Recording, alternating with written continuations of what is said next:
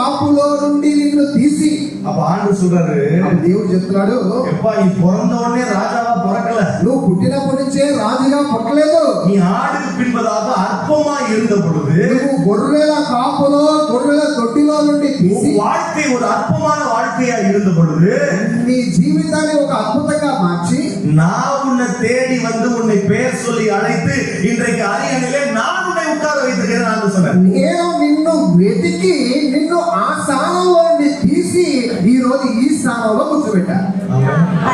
நான் சொல்றேன், ஒவ்வொரு வாழ்க்கையிலும் நாம் அற்பமாய் இருந்த பொழுது ఇక్కడ ఒక్కొక్కరి జీవితం ఒక సాధారణంగా ఉన్నప్పుడు இங்க ஆண்டவர் தாவீதுக்கு மட்டும் நினைப்பூட்டல, ఇక్కడ దేవుడు దావీదుకు మాత్రమే చెప్పట్లేదు, காலை வேளையில நமக்கும் நினைப்பூட்டுகிறார். ఇక్కడ మనకి కూడా దేవుడు చెప్తున్నాడు, அற்பமாய் இருந்த நம் ஒவ்வொரு வாழ்க்கையையும் మన జీవితం, మనం ప్రతి ఒక్కరి జీవితం என் ஆண்டவர் தேடி வந்து உங்களை தொட்டு దేవుడు మిమ్మల్ని వెతికి మిమ్మల్ని తీసి உங்களை சுகமாக்கி మిమ్మల్ని సుఖంగా ఉంచి உங்களை மகனே மகளே என்று அப்படியே அவர் அணைத்துக் கொண்டு మిమ్మల్ని కుమారులుగాను కుమార్తెలుగాను ఆయన హత్తుకొని உங்களுக்கு அபிஷேகம் தந்து మీకు అభిషేకాన్ని ఇచ్చి உங்களுக்கு வேலை கொடுத்து మీకు పనినిచ్చి உங்களுக்கு நல்ல தகுதி கொடுத்து మీకు మంచి స్థితినిచ్చి உங்களுக்கு நல்ல ஆசீர்வாதங்களை கொடுத்து ఒక మంచి ఆశీర్వాదాన్ని ఇచ్చి அவரே உங்களை இன்றைக்கு உயர்த்தி வைத்திருக்கிறார். ఆయనే మిమ్మల్ని ఈ రోజు పైకి లేపాడు. ఆయన ஆமென் சொல்லுவீங்க. ఆమేన్.